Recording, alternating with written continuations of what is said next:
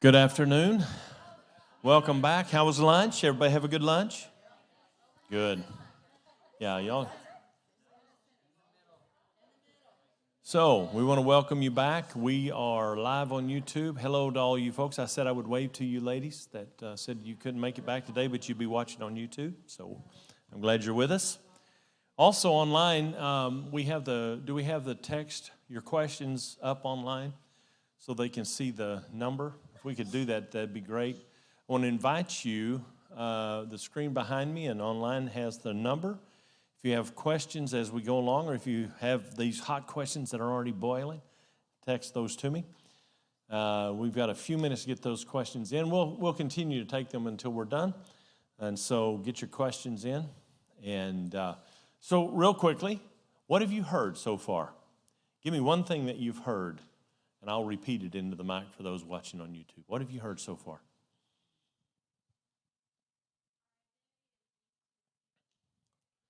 Our identity is linked to the seed we carry.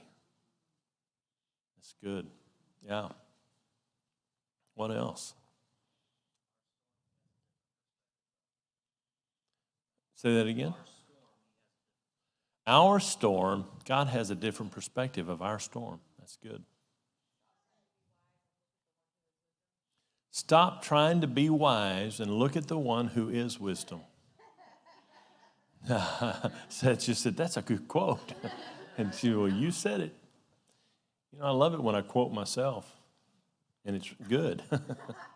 Doesn't happen very often. What else? One more. Oh, man. Pray through your identity. Wow. That's a big one. On that, I'm going to hand the mic to Seth, and he will come up and say a few things, and then we'll move up to the stage and take the questions. Come on. Well, something fun since first session this morning. August brought his stickers to sell. The kids at their school do a business fair every year, and they have to make a business, create a product, pitch a product, and sell a product. And so he did this at the business fair. And so their whole school is built on the hero's journey and all the elements of becoming a hero, living a hero's journey. And so he's got this one, be the hero of your own story. He's got another one, I am a hero. And what's the last one? I am on a hero's journey. So he's got 3 stickers out there. If you want to buy them, he's selling them now. He's out there. Our kids love business. They love it. It makes them come alive. It's really good. Like they like money, so they figure out ways to make it. It's good for them. I like it. Well, I was just going to share something quick, not too long, but I had a question from a boy the other day. He wrote me and he said, why am I angry all the time? Why am I so angry?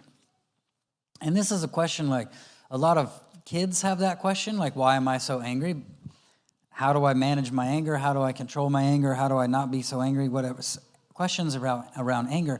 But parents have that too. Why am I so angry all the time? Like, man, parents are angry, kids are angry.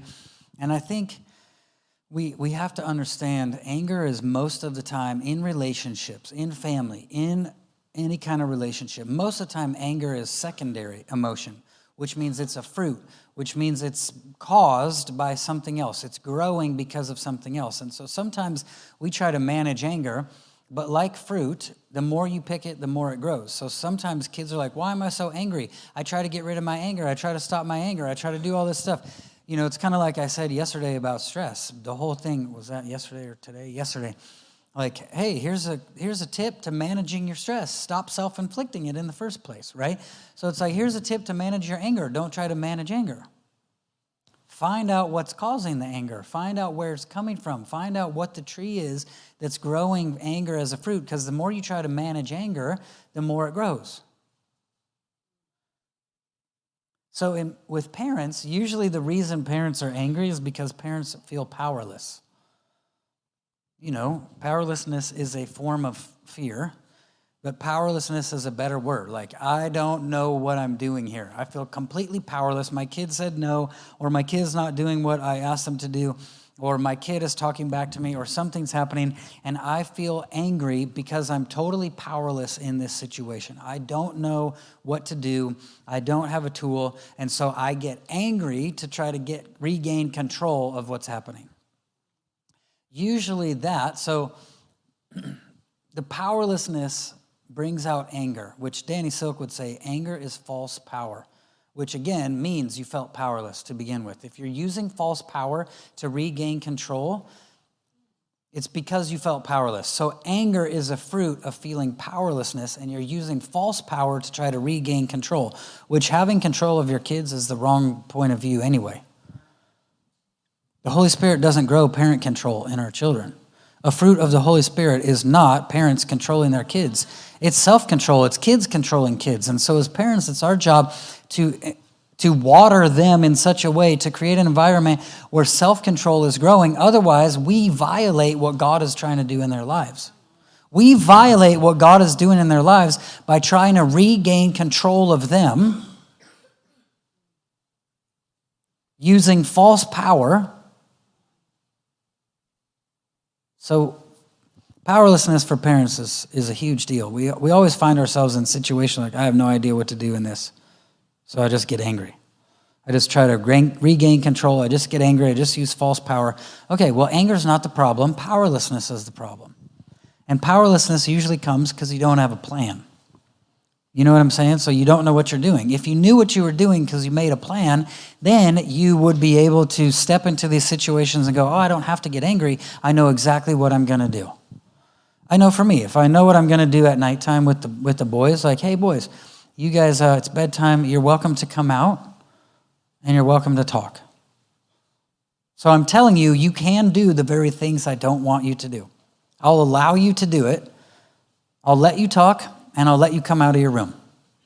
But if you come out or you talk, I have a job for you.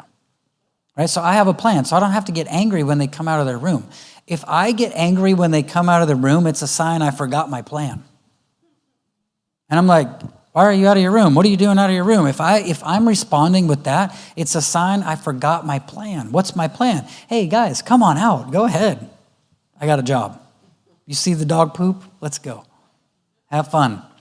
And then they scoop up the dog poop and say, hey, do you want to go back to bed or do you want another job? You want to scoop some more poop or you want... So that helps me not get angry. Why? I have a plan. So I'm not in powerlessness.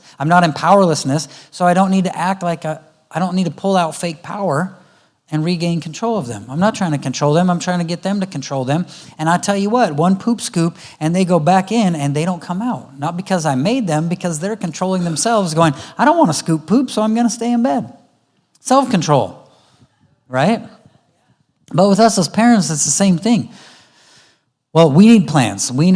So I would say as parents, if you are finding yourself angry, then what you want to do is go, where am I getting angry? Where do I need a plan?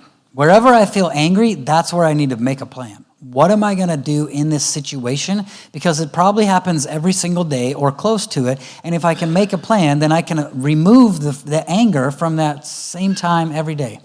Whether it's bedtime, whether it's dinner time, whatever it is. If I make a plan and I know what I'm going to do, I will not get powerless when it happens. So I won't get angry when it happens because I can deliver a consequence. Oh, here, it's fine, no problem, here you go.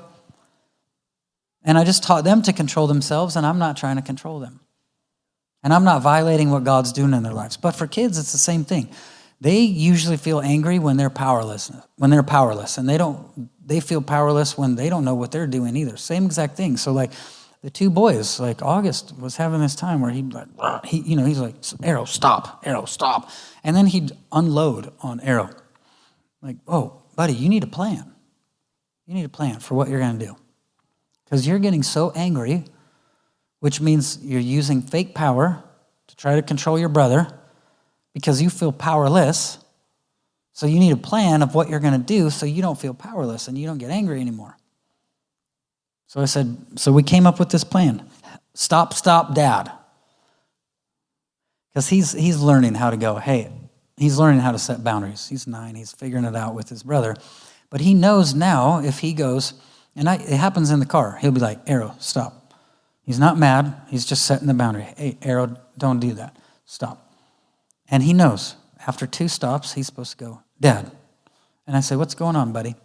Arrow won't. And so now I can talk to Arrow about violating August's boundaries. Oh, hey, August told you not to do that, and you're still doing it. So now Arrow's getting in trouble, not in trouble. Arrow's going to get a consequence for what he's doing, rather than August getting so angry because he stayed powerless that he gets so angry he unloads, and now August is in trouble, but Arrow's the one that did something.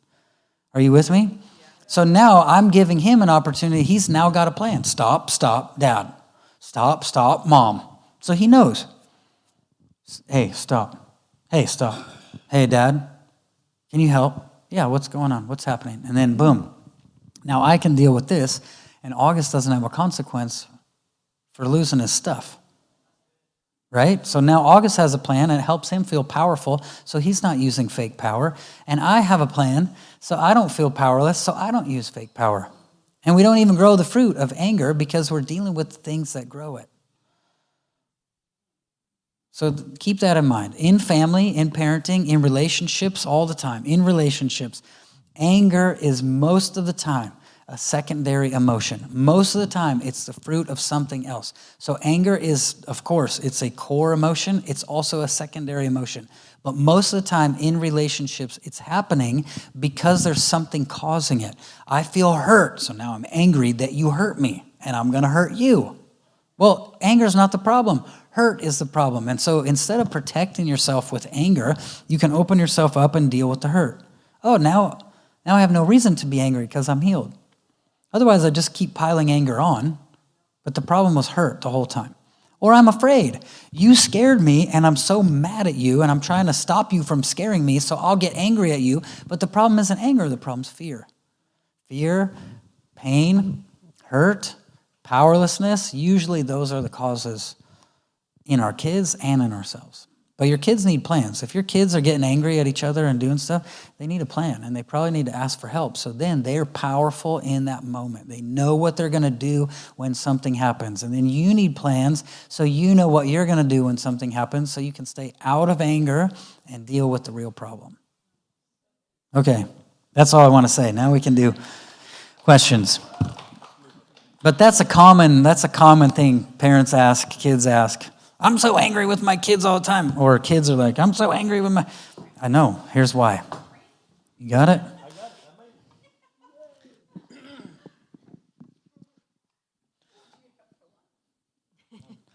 A lot of Chipotle. Oh. Sorry. This is Lauren. Yeah, Lauren. Now you're up here. I should just leave and let you do this. Yep.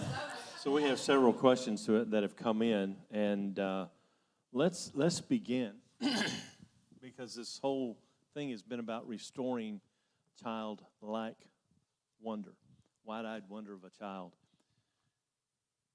We and you and I talked about this, that we talk our kids. You said something about it this morning. We talk our kids out of their imagination. And so this is a two-part question. Why do you think we do that as parents? And how do you do the opposite? How do you support and encourage that childlikeness to continue and even increase in your children as they grow? I think why do we do that? I think it's usually we're afraid or it's inconvenient. So usually when kids... they'll come into your room in the middle of the night or at an awkward time like, I feel scared. There's something, I see something. Or they'll be in imagination land when they're supposed to be doing something else. I had one family write me recently, actually, just the other day and said, okay, imagination, good, yeah, cool. What about when my kid is like off in imagination land and is supposed to be doing the dishes or something and I can't get them to come back? So usually...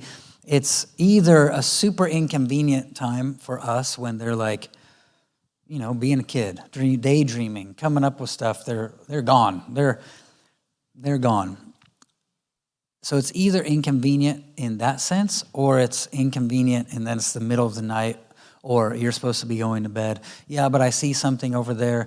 Yeah, but they're seeing stuff. So I think sometimes we dismiss or tell them it's just your imagination, or tell them it's not real, or try to get them to dumb it down, get out of it because we're afraid. Or we feel like we're supposed to make them responsible, and that doesn't make them responsible to live in that world, which I don't think is true. You know, Einstein said imagination, I think something like imagination is, he said something about knowledge is good, imagination, oh man, now I'm blanking on it.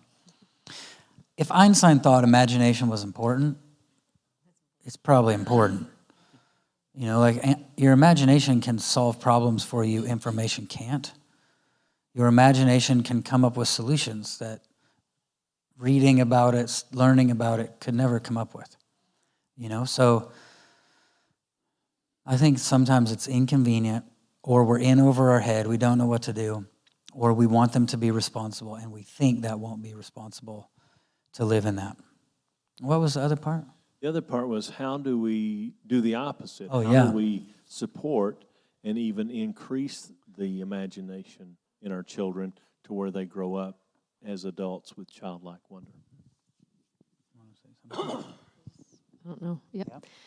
This is probably a bit more practical, but I think it's almost more of a non-spiritual answer, but I think we've lost a lot of creativity in kids and imagination because of screens and the lack of outdoor time and busyness. So when my kids come to me and say they're bored, I'm like, yes, because I feel like imagination for adults and kids kicks in a few minutes after boredom is basically what happens. So I think it's true too with encounters with God, and it's like, I was thinking last night, I went back to your all's house and I got on my computer and I was like, wow, I could sit here with God, or I could get on my computer. It's like we're so used to this now, the technology, that I think we are losing out on encounters with God and being present and our imaginations. And maybe it's not even daydreaming about an encounter necessarily with God, but it's a new idea or something creative, but it's like that creative energy that children have. We actually often kick our kids outside and lock the door and we're like, have fun. We're going to be bored. Perfect. Yeah. That's exactly when your imagination kicks in. So that's just one really practical way we've done it in our house is give them very little screen time. And we don't get them a ton of toys. We don't structure their time. And we want them to get to that place of boredom, because we know on the other side of that there's really cool creations, and really that's when their minds really start to come alive, is what I see. Even the school that we send them to doesn't have a playground, but they have tires, they have 50-gallon drums, they have wood, they have all this stuff. So the kids build their own playgrounds, but they don't structure it at all. They don't there's no playground at school. There's an open field and a whole bunch of stuff, and the kids can actually make stuff. So Errol will be out there with his friends at 5 years old building all these things, and they're climbing up, doing all this stuff. It's like, oh, they didn't do it for them. Sometimes I think we kill imagination by doing too many things for them, and I think that's what a screen does. You know, my friend, I'm talking to my friend, there's this book, I'm right in the middle of this book. He said, this is my favorite book, and it's so... To me, it's like a prophetic book for right now and for kids right now, but it's called Ready Player One. And they made it a movie. I think the book's a New York Times bestseller. But my neighbor, he goes, Seth, this book is so good. But the movie, he said, read the book first so you can watch everything in your head, and then maybe watch the movie or decide if you want to watch the movie. But he said he turned the movie off 5 minutes into the movie because he'd read this book several times and he had the whole thing created in his mind, and then he watches the movie and it's totally different than what he saw in his head, and he was like, I don't like this. I'd rather have what I came up with in my own imagination. And so I think, that's what screens do. I was going to say the same thing. I'm like, I think screens do for you. They do it for you. So instead of you coming up with the story, they show you the story. They tell you the vision so you don't have the vision. Or the vision that you have is the one they told you. Yeah. They tell the vision So then you only have a vision that they told you, rather than you coming up with the vision yourself. So I think I'm with you. I think we need to be aware as parents, like social media is attempting to take a new generation into the metaverse and get them to live there. And I think the metaverse would be great for like ministry and reaching out to people who are stuck in that. But I think it's very dangerous at the same time that you have to be aware. Like this is like anything that's very powerful. It's also very dangerous. Like money is very powerful. It can be used for good or evil. So you want to just be aware how you use it. The internet is very powerful. It can be used for good or evil. You want to be aware how you use it. You want to make sure you're using it. It's not using you. And so I think we want to be aware as parents, like, oh, the metaverse is attempting to tell our kids visions and eliminate their ability to do that. So I think that's huge. Another thing I would do is like tell them stories. Tell them stories so that they are engaging their imagination. If they say they see something, ask them questions, lean into it. Don't say, oh, it's just your imagination. If they say there's something in their room, encourage them to talk about it. Ask them questions. I think, and I would ask them questions about problems, like for them to come up with solutions and let them figure out solutions. Don't tell them as many answers would be one. Because then they go into their, kids automatically go into their imagination and start looking at stuff. We all do it, but people don't put it in that language. Like whenever I throw a problem out there, even when I'm like, what situations in your home are you angry in? Everyone goes into their imagination and they can see themselves in the situation with their kids. They can see how they respond. You watch the whole thing happen, and it's so fast, you think it's just thinking, but it's impossible to think without imagination. And so you have to engage your imagination, but we don't even realize it's happening all the time. But to ask kids questions to solve problems, they will go into their imagination, look at it, explore certain things. So I think those are a few ways to kind of encourage that thing to just keep operating. Is this something that you've written on?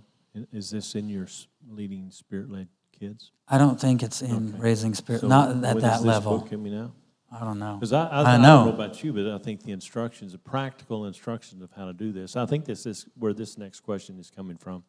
What does living in sanctified imagination look like from heaven to earth? Okay. Well, I think, what does sanctified imagination look like? I think it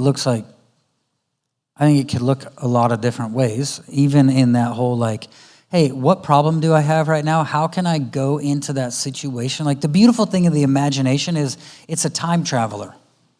The imagination can time travel. So I can say, imagine you are in the boat when the storm is coming. The storm is raging. The waves are hitting your boat. The wind is blowing. You can feel the waves slamming. You can feel the rocking of the boat.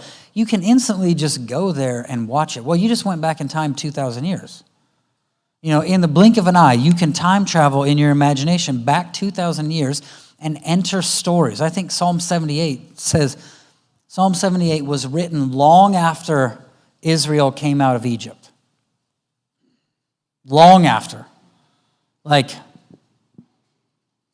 I think 1,500 years. Sorry, I was thinking cross.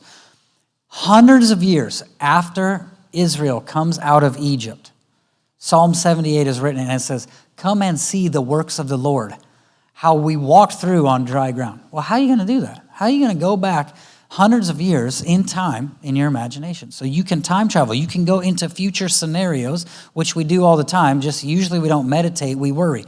So we go into the future and we worry in our imaginations. Like if you understood the power of worry, and if you could harness worry to turn around to worry about what God says about you, if you worried about what God says about you, you would actually step into a deep, deep realm of meditation that would take you places you never thought possible with God and bring miracles like you never believed.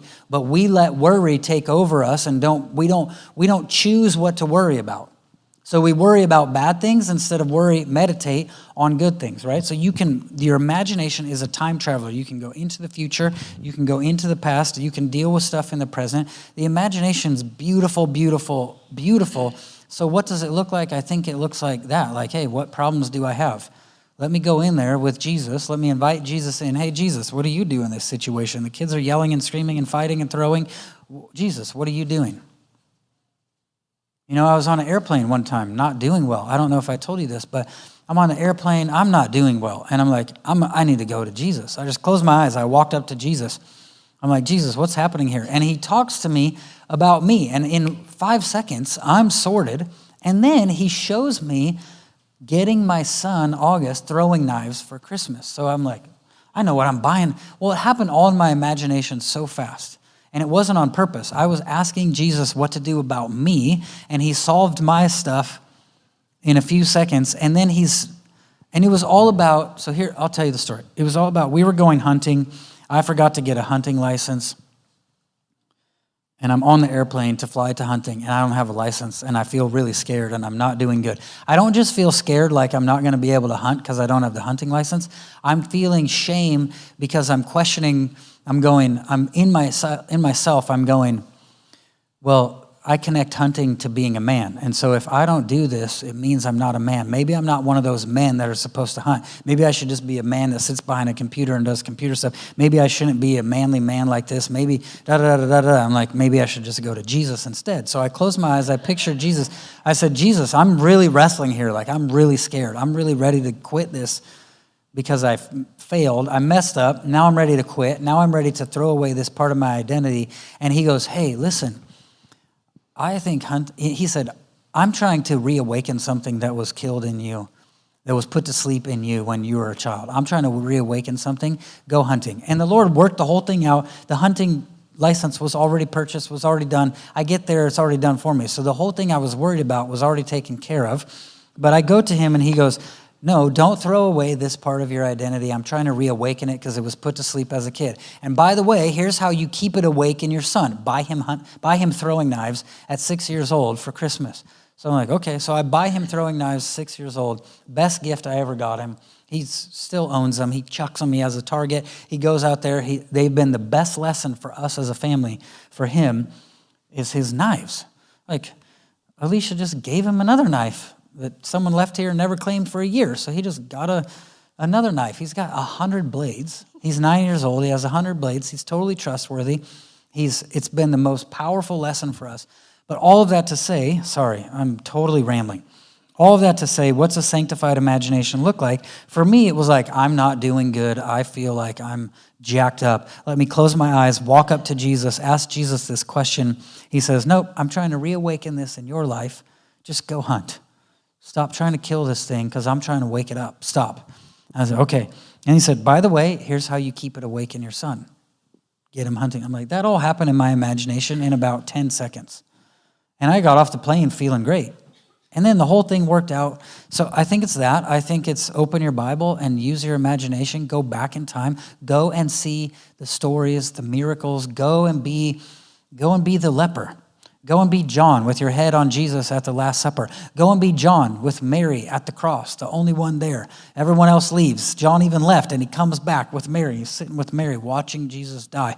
Like, go into those places. Go become a disciple. Go become King David. Go become Moses. Go become an Israelite. Go pick anyone in the Bible and go there, and go and see the works of God from the past. Those are our inheritance.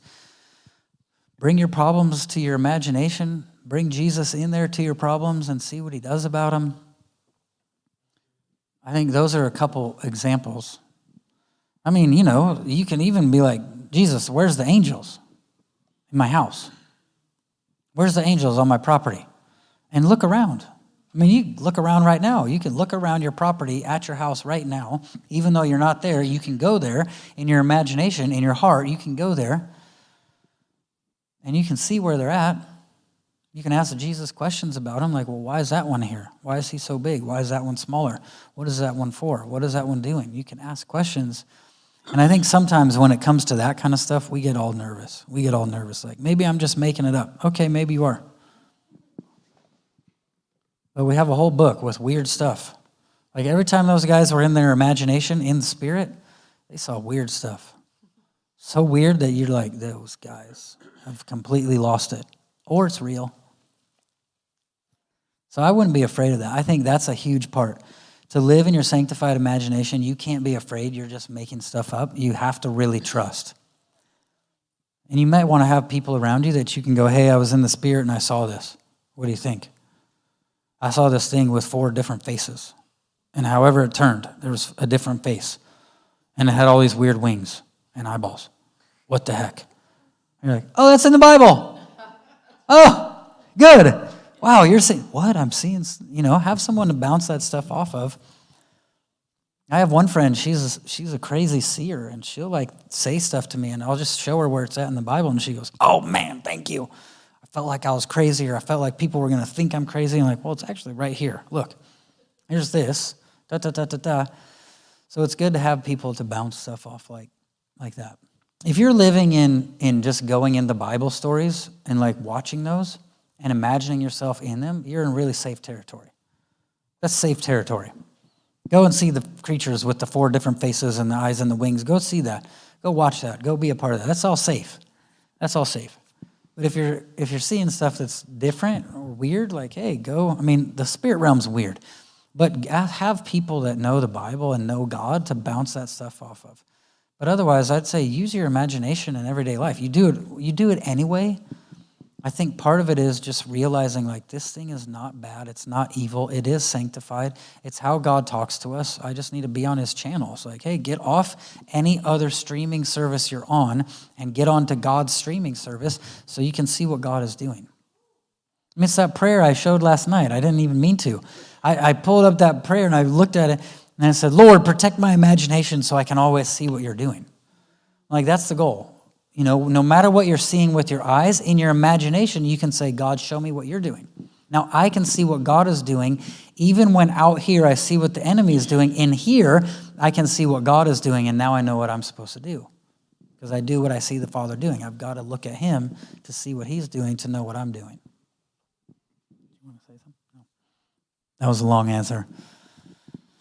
This is all right. I hear that you've airdropped a long-windedness. I did. Since you've been here. I pulled it in. It's downloaded right in there. I disagree with you. I had a situation very much like this where I was in a bad situation, and I said, Jesus, show me where you were. I was seasick on a whale-watching trip, and I was horribly sick, sitting at the back of the boat. And I said, Jesus, show me where you are. He said, dude, I'm back on the shore. I had better sense than to get on the boat. And that actually helped me. He knew what would help me, so you can trust. And the other thing that I'm thinking about on sanctification, okay, if you're in Christ, if you're a new creation, that even your imagination has been sanctified. So this concept of sanctified in imagination is not a concept to concern yourself with if you are born again. Yeah. Now, that you can get into unsanctified imagination, but you start with a sanctified imagination. Yep. So here's a very practical question. Divorce is certainly a part of our world. God hates divorce, but he loves divorcees. And he certainly loves the kids that are produced from that. But what do you do when your kids that live with the other parent won't talk to you? You know they are hurt by the things that you've done, and you just want the opportunity to repair that relationship, but they won't even answer the phone. And now they're saying they don't want to come and see you. Any advice? I would try a different way. I'd write a letter, like a snail mail maybe. I would try whatever way I could to clean that mess up. Even if it's, do they have an email? Can you send it in a text? If they won't answer calls, cool. Can I text them? Can I send them a voice memo? Can I write them a letter?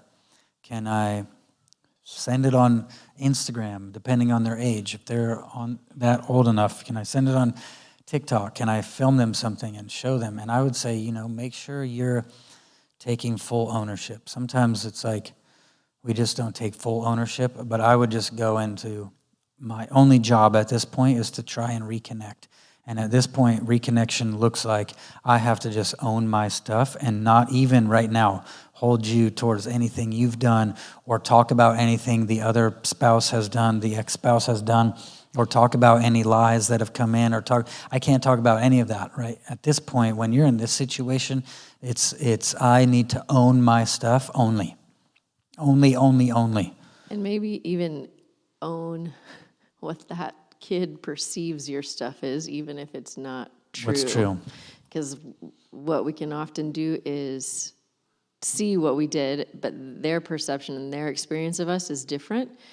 And so we try to defend ourselves like, well, no, I didn't. I never said that.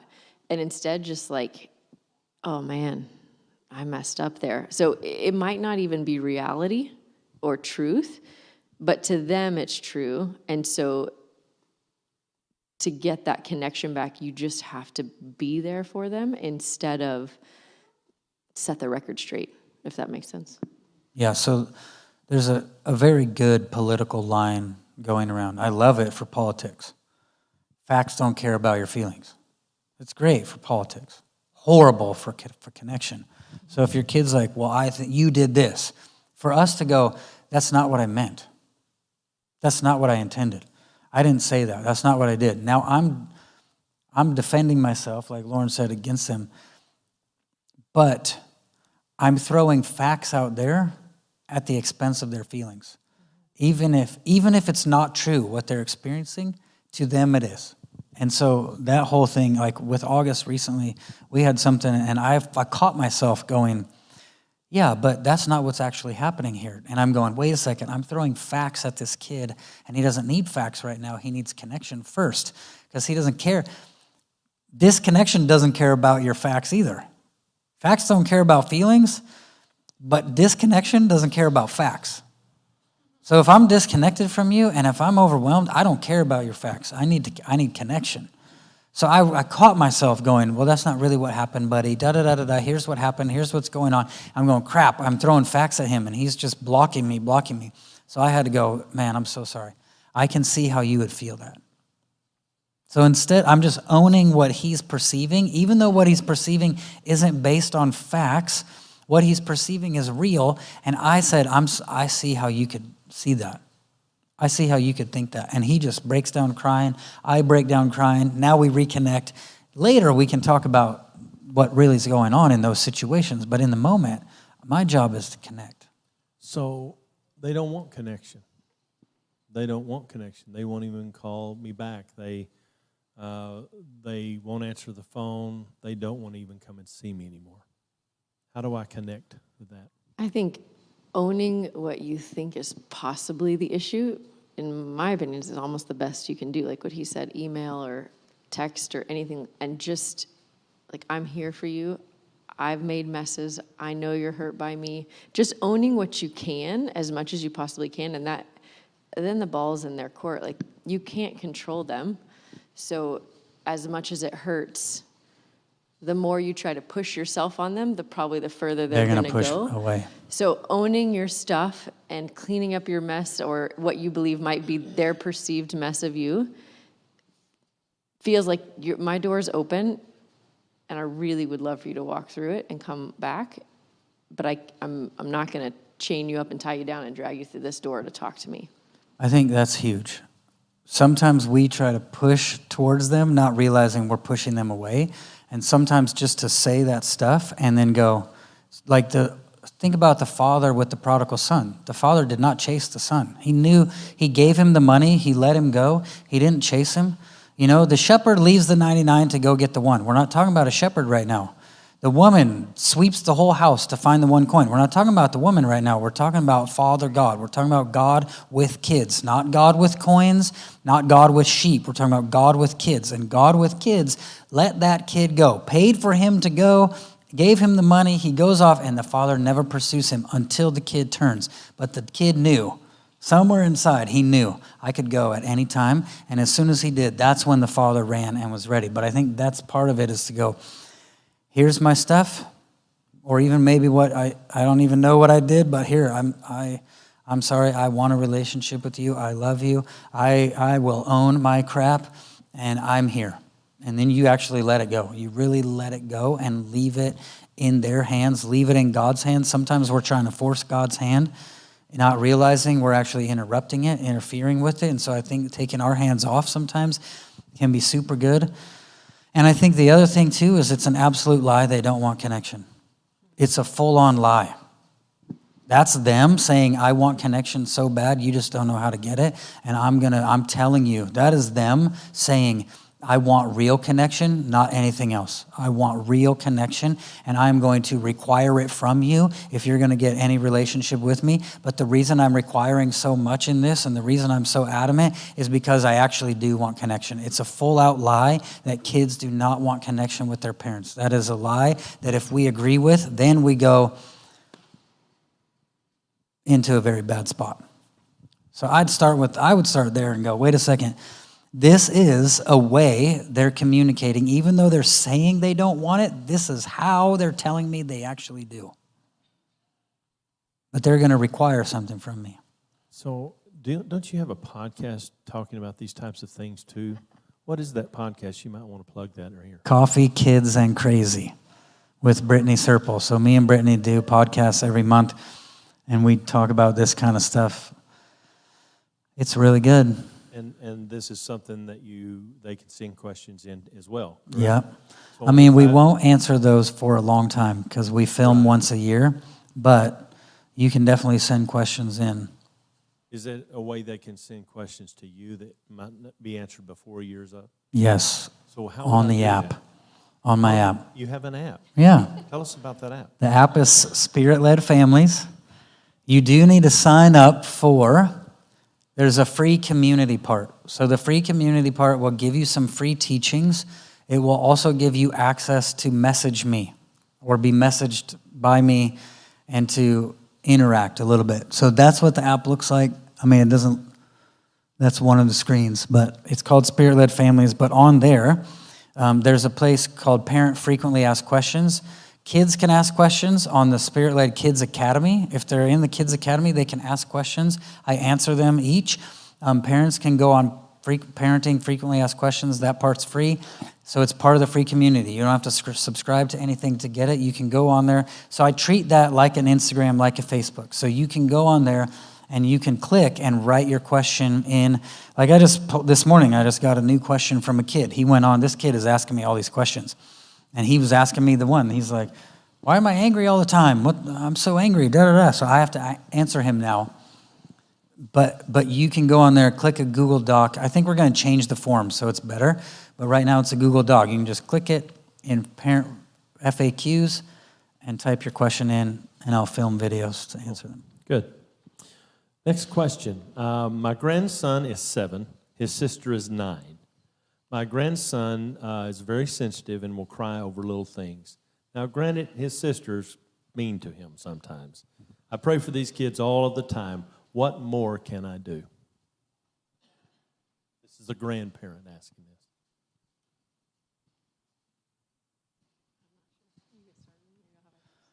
I think as a grandparent, one of the things that you probably want to know is your job in those lives is super important. This is just a statistic, side rabbit trail for a second. A child with a good relationship with their grandparents has an almost 0% chance of suicide because grandparents are where they learn unconditional love, because grandparents usually don't discipline. They just unconditionally love their kids. Parents are disciplining. Parents are correcting. Grandma's like, come here, you messed up. Have some cookies, right? So So grandparents are where kids actually experience the unconditional love of God. So as a grandparent, your role is really important. And I think you can enter into areas like this where maybe the kids are on a little bit defense against their parents when it comes to sibling relationships.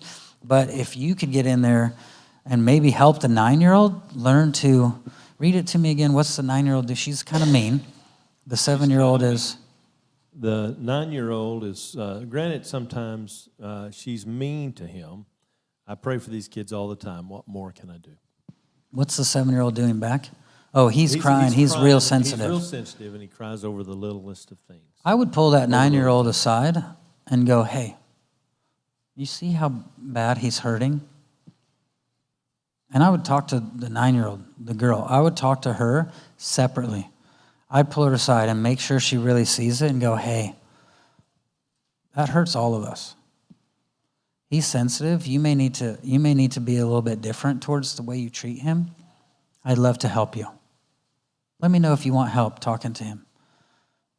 I would also talk to him probably and help him learn a little bit of boundaries. Like what I'm trying to do with August right now is help him learn boundaries. We've done this with Brooklyn. We're in the middle of it with August, but helping him set better boundaries besides just going into crying, but being able, before it gets to that point, learning to go, hey, ouch, that hurts, stop. Or, hey, grandma, help when this is happening. Or, hey, so I think, you're in a really unique position to be able to help him learn how to set boundaries. It's going to take time. For one, he's a boy. For two, he's 7. So it's going to take time and repetition. But at the same time, you can actually teach some of this stuff to a 7-year-old, but you can also pull the 9-year-old aside and go, hey, instead of pulling the 9-year-old aside and going, stop talking to him like that. You need to talk nicer to him. You need to be kinder. I don't know how it plays out. Sometimes it plays out like that. But instead of that, I would point out what her words and actions are causing, not what she's supposed to do, what's being caused by what she's doing, so she can start making decisions about whether she wants that in her family, whether she wants to be the one. Sometimes it's good for kids to go, I'm hurting people. Wow, I see it now. I'm really hurting people. I don't want to be that kind of a person. Maybe I should figure out a new plan. Hey, Grandma, can you help me with the plan for him? I hurt him because he's hurting me. Like, oh, now you have more of the story too. Oh, he's doing stuff to push her buttons, and she has no tools of how to respond to him when he's pushing her buttons, so he's crying about how she treats him, but I don't realize he may be the one causing the whole thing altogether. So I may need to help her set boundaries with him, help him set boundaries with her, but help them both see what they're actually doing to each other. In our culture, boundaries is an old thought, but it's a new practice for most of our culture. And so how do you teach children boundaries when you have none yourself?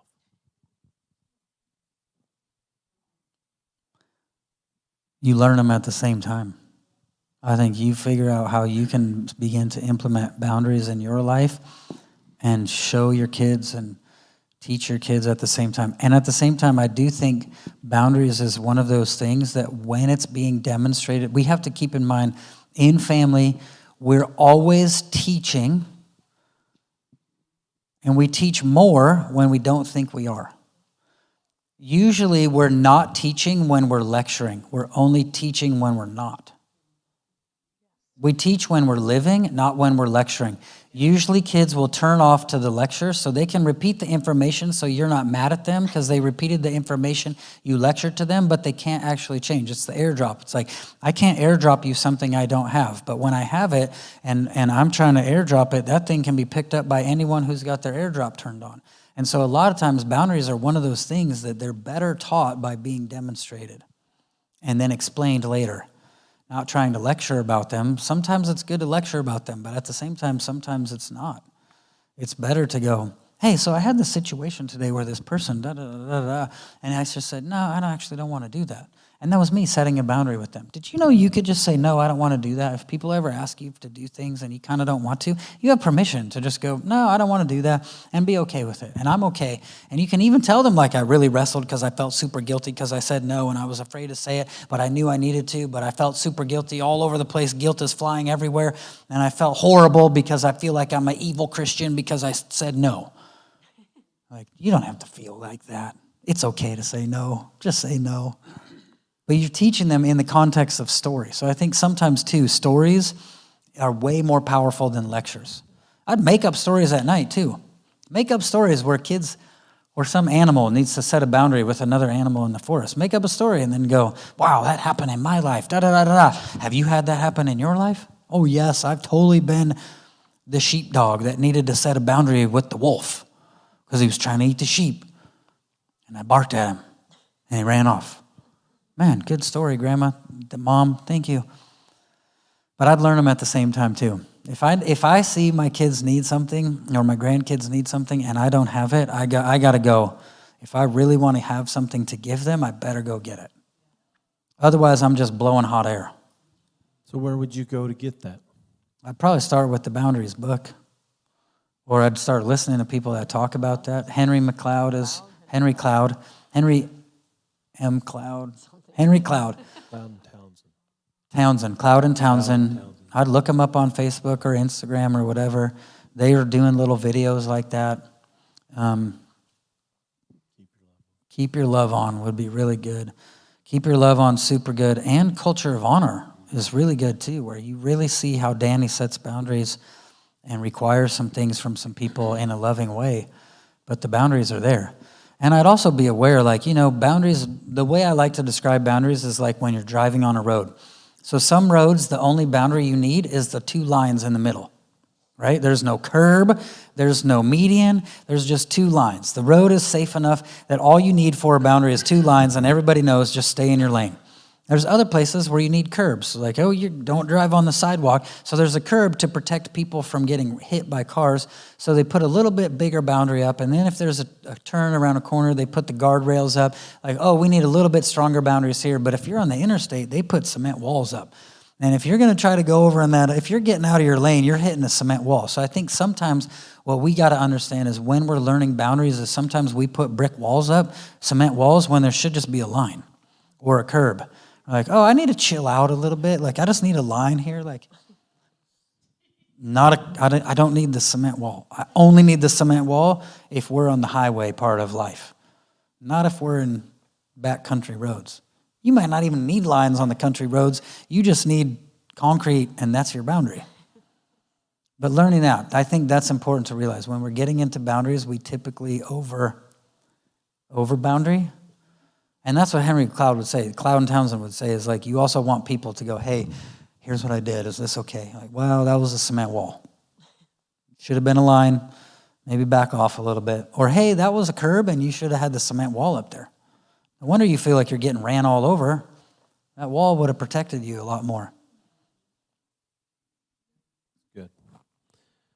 Back to the imagination. When the imagination gets hurt from disappointment, what needs to be done to boldly dream and imagine big again? It's funny talking about podcasts. Danny and Brittany have another podcast called The Kylo Show, Keep Your Love On Show. They just did one about how to dream again when you've been disappointed, when you've been hurt. So I would go there. I mean, I can tell you stuff too, but it's a free episode all about dreaming through after pain, dreaming after this. But I'd also I would at the same time, I would take a stance and go, my dreamer has been hurt 100 times. You know how many times I've dreamt up stuff and it gets hurt and I'm like, I don't care. I refuse to live without this. I refuse to live without dreaming big, without coming up with ideas, without trying to I would just refuse. Like, what else are we going to do? Am I going to just limit myself to living in the natural world all the time? Like, I don't know. I love it. So I think sometimes there's just an approach to go, no matter how much I've been hurt or disappointed or feel like I've been let down, like, okay, what else can I dream up? What else can I come up with? How can I go to God and ask him about that without blaming him, but ask him about that, talk through it? Sometimes we get disappointed and then we realize, like, here's what I've discovered with this kind of stuff. I've dreamt up some pretty big things and then been super disappointed when they didn't happen the exact way I thought they would. And I didn't realize I was using my imagination to try to control something to happen the exact way I wanted it to and the timing I wanted it to. And it didn't happen. And I got so disappointed. And I didn't realize that the only reason I was disappointed was because I'd used my imagination to set myself up for disappointment. And then when it didn't happen the way I thought it should, when I thought it should, I'm disappointed. And then I realized after talking to God, I'm like, oh, that was all me. Oh my gosh. And then I see, wow, you just answered this completely different than I wanted you to. But you answered it. And it's actually very, very amazing. But I almost didn't see it because I was looking at everything through disappointment, not realizing I set myself up for that. That was all me. And then all of a sudden I'm like, oh my gosh, this thing happened. And it's actually that very dream coming true It just came true different than I thought. So I didn't see that it came true because I was too busy looking at what didn't happen because I set myself up for that. And I'm focusing on what I missed out on, not realizing the thing is sitting in the garage. It's right there. That thing is there. It just came different than I thought it would. But that was it. I'm like, oh, man. So I would check that too. So what you say, I heard you saying was, in your imagination, trying to control things, you set yourself up for failure because you wanted it an exact way. And when it didn't happen, you got disappointed. And you awarded yourself because you were a success. Yep. You were successfully a failure, which Yeah. is what you planned all along. Yeah. There you go. Wow. I successfully failed. Wow. And at the same time, I don't think it's wrong to go, I would like it to happen this way. It's not wrong. God, I want this. I like this. I want this. Like, I don't think that's ever wrong. But at the same time, if it doesn't happen the exact way, don't go into control land. Stay in dreamland, not control land. If you try to control stuff like that, it's like what you were saying. You don't use your imagination and control other people. That's witchcraft. Don't do that. Please don't do that. Don't be controlling other people with your spirit. Like, that's pure evil. But what you can do is to go like, you know what, I would really like this. Dream. But don't control. So that way, if stuff doesn't happen that way, you're still okay. Because you weren't controlling in the first place. You're dreaming. So, on the issue of gender. Oh, man. Lord, help us all. Jesus, help right now.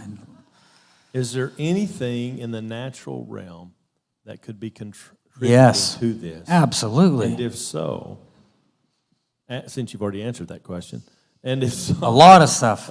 as believers, should we be addressing that so we're not deceived by the enemy and fall into his hands? Yep. And we don't turn our children over to him out of ignorance. So there's the whole question. Yep, here you go.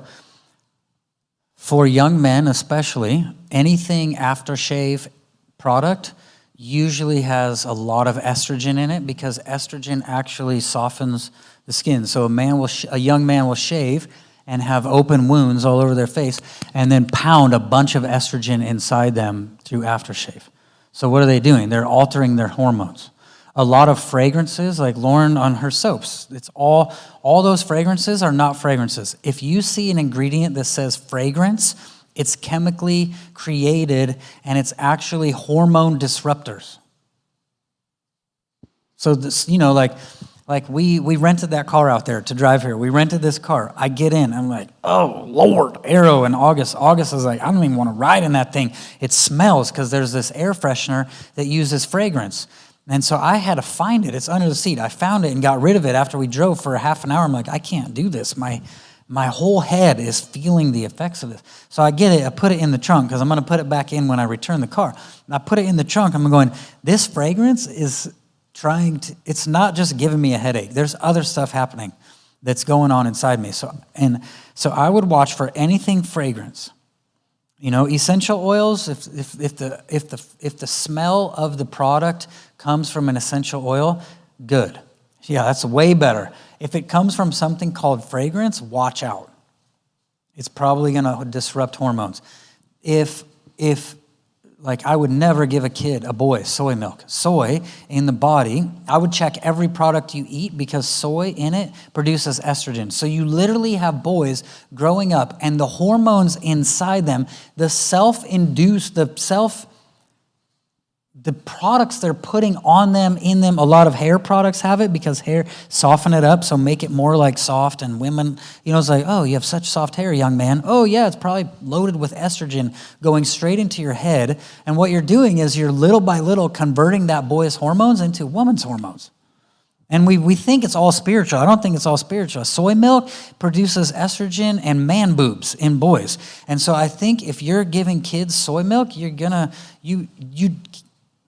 it's not like I'm putting a curse on anyone or speaking this over anyone, but it wouldn't shock me if one day they're like, I wonder if I'm really, I've been pounding you with girl hormones for years, not realizing it, thinking I was doing something healthy for you, not realizing I'm actually pounding your system with woman hormones, and no wonder you're questioning whether you're a woman. I've been turning you into that all along. Does that make sense? So I think there's a lot of natural stuff, like check your laundry detergent, check your fabric softener. Dude, I can smell the fabric softener from a quarter of a mile away. If someone is doing laundry with heavy fabric softener, I can smell it and I feel it. I don't just smell it, I feel it.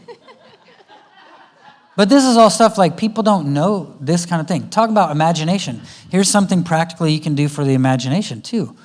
Get rid of anything with fluoride. Fluoride, there's actually a gland in your head, in your brain. There's a tiny gland called the pineal gland, and fluoride hardens it. And so by the time a kid has been exposed to fluoride from the dentist and from tap water, like we have a filter that takes fluoride out of the water. If kids have been drinking tap water, by the time they're 12, the pineal gland is completely hardened, and it's actually what causes visions and dreams.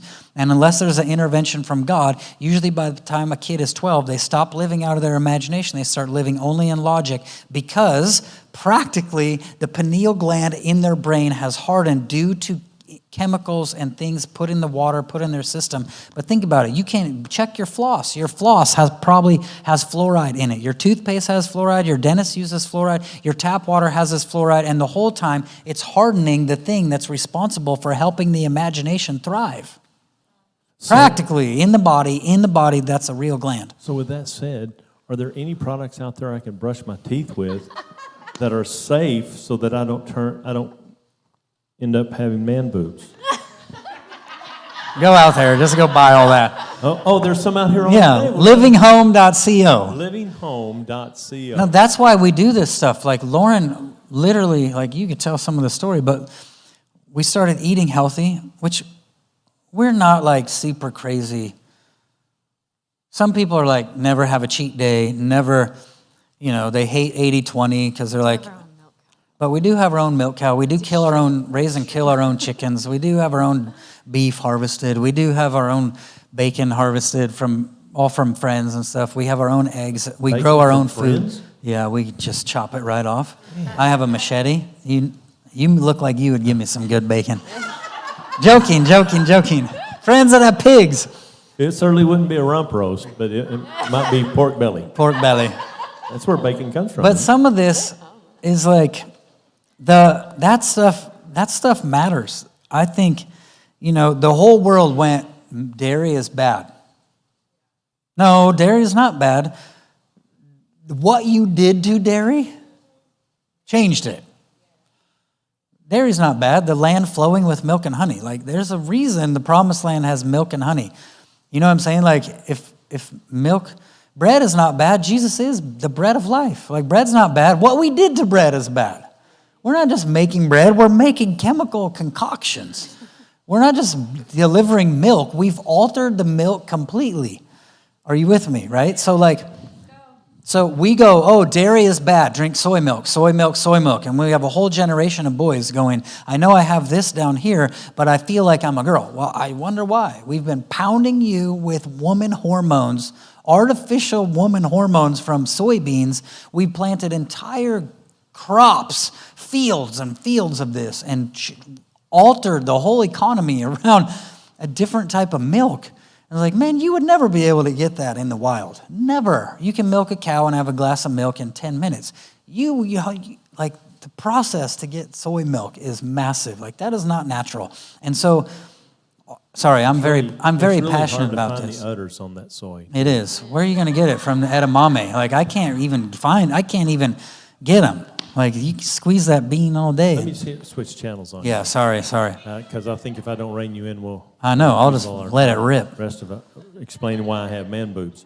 But back to the spiritual issue, if so, as believers, should we be addressing this to keep our kids from being deceived and from the church being deceived by the enemy? Like addressing some of the natural stuff. Okay. And is there something, it doesn't really say clear. It said, is there anything natural that could be contributing to this? And if so, I see. You answered the question. So This is should what the we be church doing. be addressing this? What he Should said. parents be addressing this? Absolutely. I would go, if you have soy milk, I'd throw it away and never give it to your boys again. I'd never get it at Starbucks again. I would look in all my ingredients. Is there soy in there? Like I have friends that literally went on this. It's an MLM, really big MLM, really great. They got on it. They lost a bunch of weight. And they're taking all these bars and all this stuff. They've lost all this weight. And I look at it and I go, all of these things have a whole bunch of soy. So it might help you lose weight, man. It might also grow boobs later. So like you're losing weight, but you're altering your hormonal makeup inside your body. And I said, I won't do it. Like I'm not doing this. Like I'd rather just eat. I'm going to eat as minimally processed food as possible. And so I would check where's soy at in your stuff, and I'd get rid of it, especially if you have boys. But some of these, they put it in everything now. Not everything, a lot of stuff. They put it in there. I would check for that. Yes, I think we should address it. I think we should talk about this because, I think the church has done a really weird thing in saying, and I don't even know if this is true. This is what I'm feeling in my mind, in my heart. Like we've always said, you are a spirit, you have a soul, and you live in a body. I think that is true. I think it is also true. You are a spirit, you are a soul, and you are a body. I think you are a body. Like for me to go, this is just my suit. Sure. Yes. This is a suit. Of course. And it's totally you. I had one friend, actually a really good friend of mine. This dude sees more miracles than you probably know who I'm talking about. This guy is responsible for major healings in the body of Christ. He'll go into a country and do a church service with 400 people in the room, and there's 800 miracles the first night. Like, how do you get 800 miracles with 400 people in the room? Well, some people are getting healed of 5 or 6 things at once. So it's like, well, who got healed of 5 things? You got 100 people. It's like, whoa, 500 miracles. There's only 400 people in the room, right? So this dude sees more miracles than anyone I know, period. More miracles than anyone I know. He thought he was demon-possessed. This dude is going to Sozos, going to get deliverance, going to get counseling. He is not well. He's like, I got a demon, help me. He knows Donna Da Silva. He knows Teresa Liebscher. He knows all the people that do deliverance. And he's trying to get help. He's getting counseling. He's getting all this stuff. Nothing's working. He's like, this demon is on my head. This demon is after me. And then he finds out, you have a horrible gluten allergy. Stop eating gluten. So he quits eating gluten, and 2 days later, he's like, I feel delivered from a demon. He's like, I literally feel like I got delivered from a demon. Counseling couldn't do it because it wasn't counseling. It was gluten doing weird stuff in his body. Why? Because he is a body. His body affects his soul. If you have a bad... I've had times where I'm like, man, the pain in my body is so constant. So, that'll mess your soul up if you don't really navigate it well. That will affect your life. And all of a sudden he's like, I felt delivered. And then his asthma cleared up. Man, he had asthma his whole entire life. And the reason it went away was because he got rid of gluten. The thing he thought was a demon on his head attacking him was not a demon. It was the gluten inside him from the bread and the pasta he was eating. So I think... I am totally on a crazy, I don't even know how we got here, but I think there's a lot of natural stuff that the church has accidentally dismissed because we're so concerned with the spirit, we're not concerned with the body at all. And sometimes the people more concerned with the spirit are worse in the body. Sometimes they are, and not all of them, but I'm like, I think we need to look at this stuff. There's stuff in the natural. Even this. I turn my phone on airplane mode when I put it here because I don't want that thing radiating right there. You know what I'm saying? AirPods. We were going to rent a Tesla to drive up here. Lauren has an EMF reader, so we can test EMFs that are floating around the room. We can test phones. We can test... What's an EMF? Electromagnetic frequency. We can test what electricity is being put out in the invisible world around a device or whatever. So we've tested AirPods. If you have AirPods and you've given them to your kids, I'm telling you, that can over time, Like, the reality is no one has long-term evidence of what this does. This is only less than 15 years old. This is 15 years old. There was no such thing as a smartphone before 15 years ago, I think. Maybe 14, maybe 16. 2007. So we're at 15 years, right?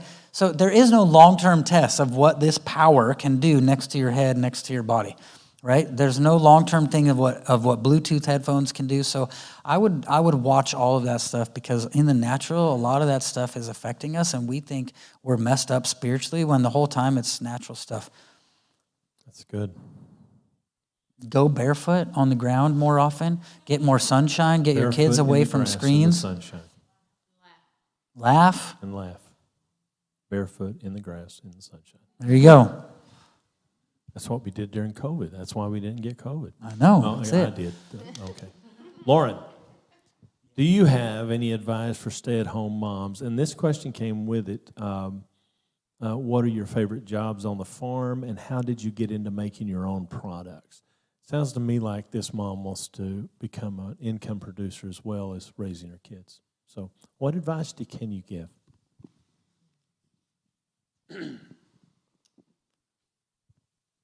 I think just my personality, I'm not the best at I'm not a laid back personality. I'm pretty just naturally driven. So having kids was awesome. But for me, I did need something more, I don't know if kids is challenging. I just needed something else giving me purpose too. I think Seth and I have coached a lot of parents, and it's especially moms, their entire identity and their entire world gets wrapped up in raising kids. And part of that it's a huge part of our purpose. But then when the kids leave the house, they literally don't know what to do with themselves, because their entire, they're truly their identity, who they are, is wrapped up in their children, rather than them having their own identity. And a piece of that, a huge piece of it, is being a mother to these kids, but not being dependent on how these kids are doing, and are they talking to me, are they calling me, are they asking me for advice, being okay even if maybe their kids aren't doing okay.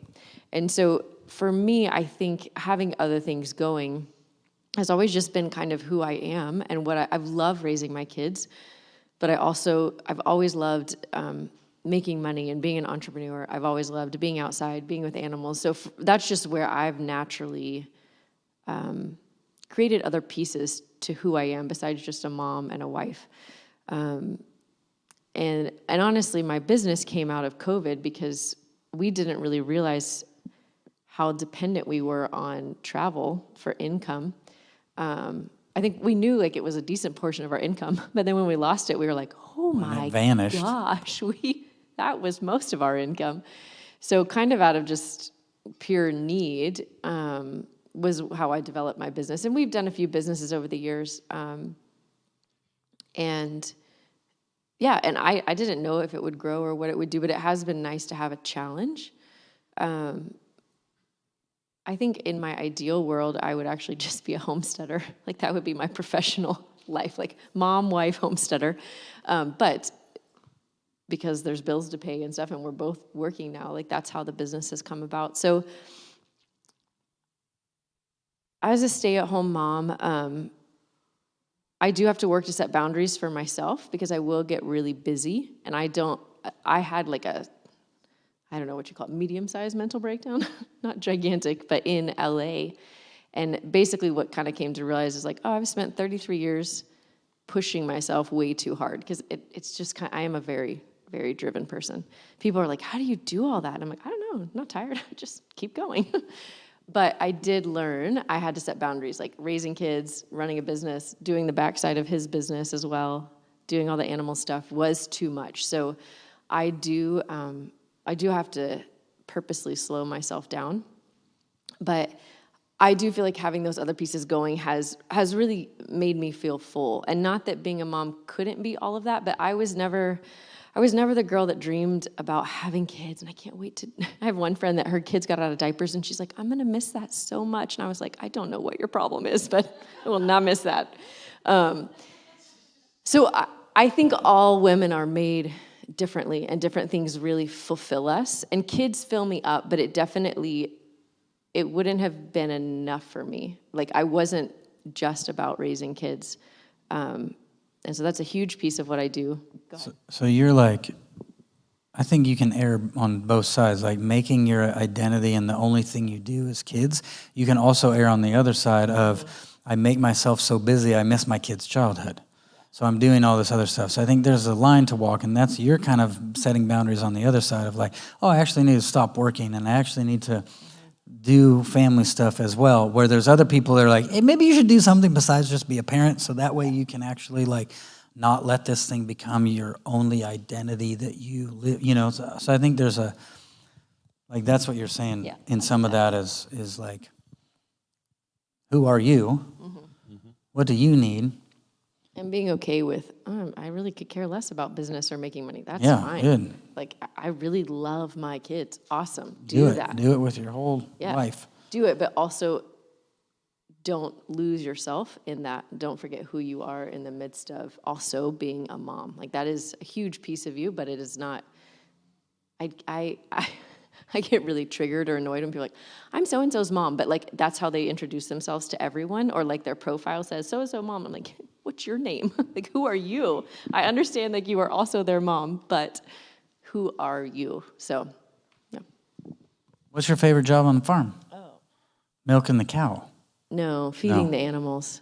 So since I was 7, when my parents got animals, they were like, we'll get them, but you guys have to feed them. So since I was 7, I've been up at 6 a.m. feeding animals. So I almost, like, when I'm on vacation, people are like, oh, you have a break. And I'm like, I don't know. I feel like twitching. I need it. I need to wake up and go outside and feed the animals. So that's my favorite part. You could feed Bogart. I could have fed the dogs, yeah. And Did you feed the dogs when you went back? Yeah. And Boston, you could feed them. So earlier we were talking about the imagination, and you were talking about a really smart guy, Einstein. He said something about the imagination. But the old adage that I keep thinking about is that necessity is the mother of invention. If necessity is the mother, then imagination has to be the father that plants the seed. And what I'm hearing you say, Lauren, is, first of all, be who you are. And you still have to prioritize life. Well, I want to add one thing, and that is reinstall the imagination and imagine what you already love and are passionate about that could become an income producer. And never underestimate how much income it produces, or judge it by how much income it produces. Because we're living in a culture that, and economists will tell you must have multiple streams of income in this economy, because you never know when the one you're trusting the most is going to be shut down for a year. And so, good.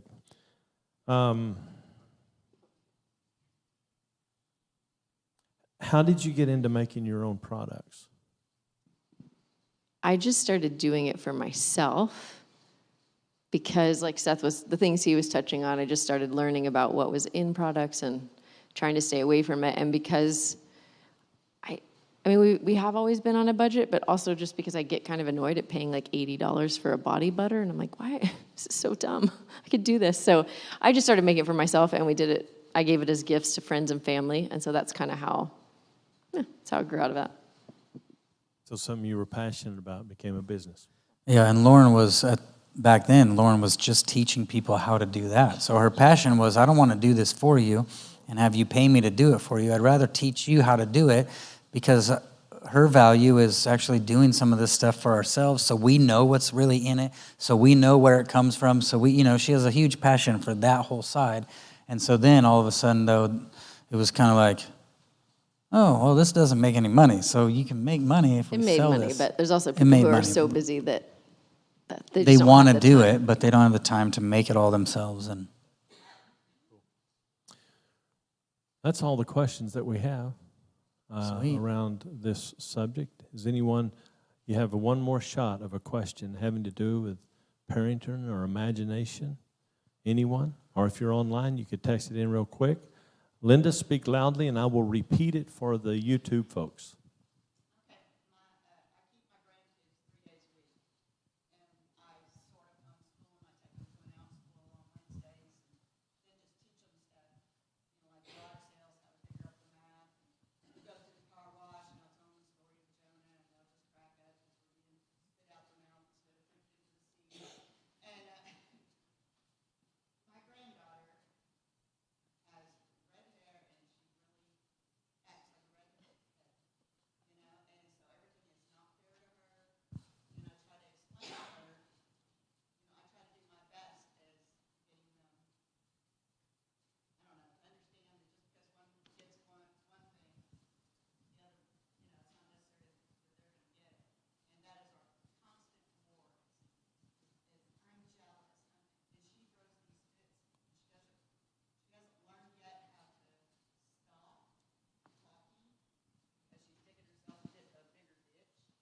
Okay, I'm going to put you on pause a second. So for those watching on YouTube, my granddaughter is how old?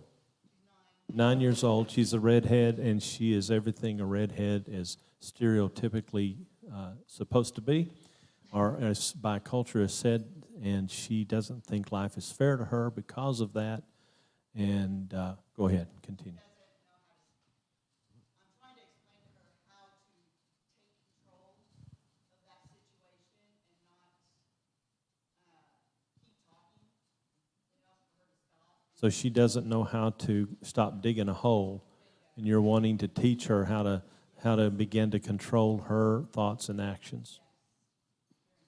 So what do you suggest? I think all kids, there's a few years in there where they really think everything's supposed to be fair. And there's a lot of adults that think that still, and they're trying to make everything fair. The reality is there's no such thing, period. There is no such thing as fair, no matter how much you try. Like I was saying earlier, it's like, unless you're born, even if you're a twin, you're born at the exact same time to the exact same family, you're still a different person, and it cannot be fair because one came out first. So, like, there's no such thing as fair. Everyone was born in different scenarios, different situations. There's no such thing. Now, explaining that to a 9-year-old who thinks it's supposed to be is tricky. I think little by little, I had a pastor actually tell me he's got grown kids, amazing kids. I said, bro, help me.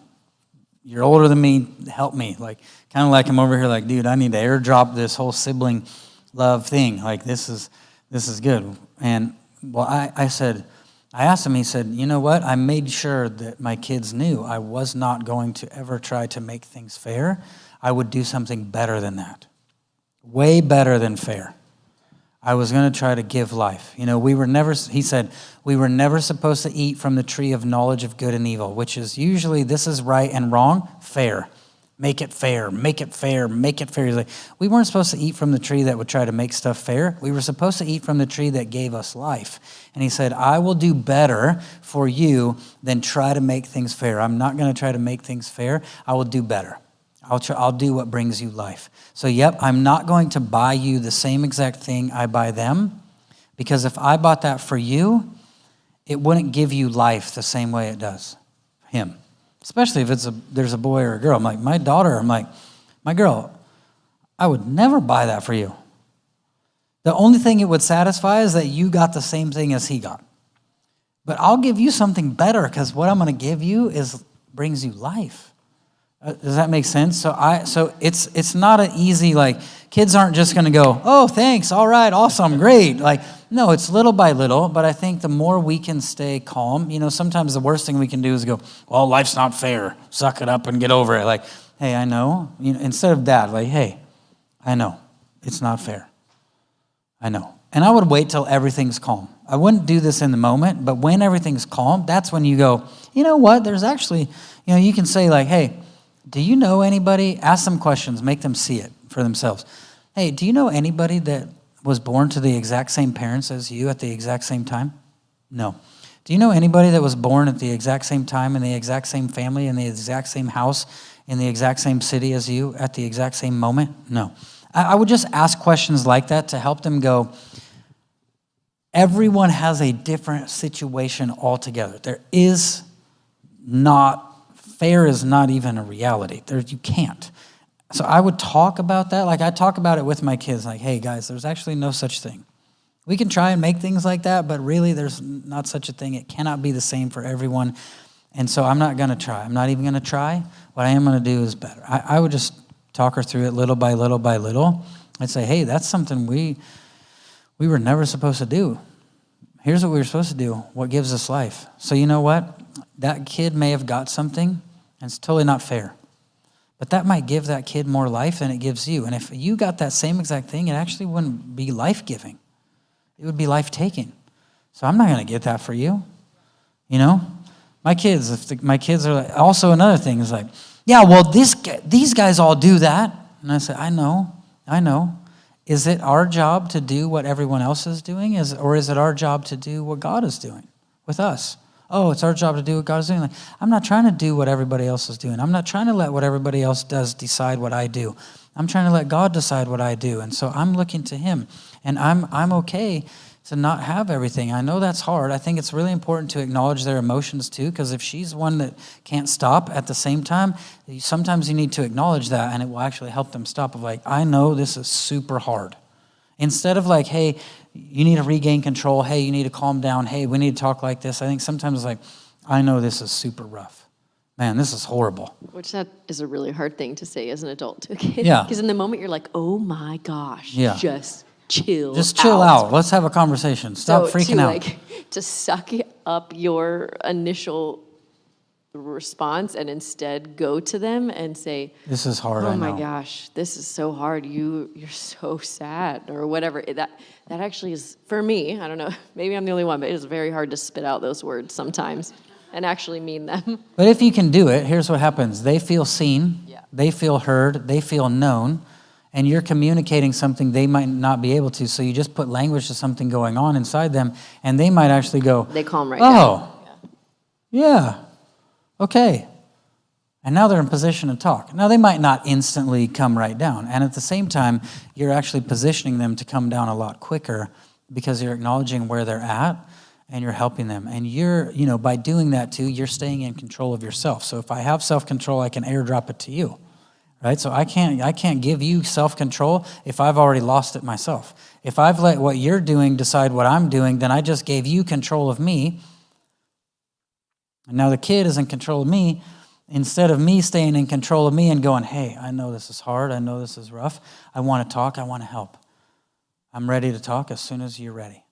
I'll know you're ready when we talk like this. Boom. I just stayed in self-control, and I'm imparting it to you. I'm releasing it to you. I would do, if she's good with it, I would do a little bit of like, man, I know this is hard. Why?